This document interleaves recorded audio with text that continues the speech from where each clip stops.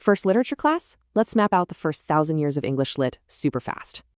You look at that reading list and it just feels ancient, right? Yeah, it's a lot.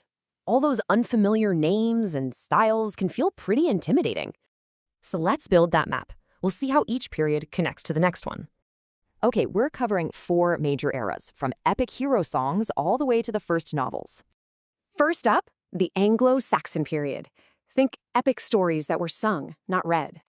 Right, so before books, literature was all performance. It was about memory and spoken word. We're talking about heroic action, warrior culture, and some deep thoughts on life and death. And who wrote this stuff down? Monks. They were bilingual, using both Old English and Latin.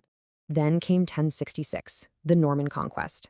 This one event changed absolutely everything for England. So, the Normans show up and bring French with them. It starts blending with Old English.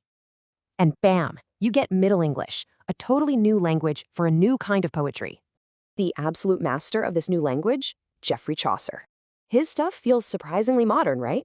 His Canterbury Tales is a hilarious, sharp snapshot of medieval life. The people feel real. All right, let's jump forward to the Renaissance. The name literally means rebirth, and it changed everything. This era was just a whirlwind of change, thanks to new tech and a look back at the classics. For example, the sonnet. You've got poets like Shakespeare just perfecting this short, emotional form. And on stage, things totally exploded with geniuses like Marlowe and, of course, Shakespeare. Meanwhile, in prose, you have Francis Bacon basically inventing the essay, a new way to explore ideas.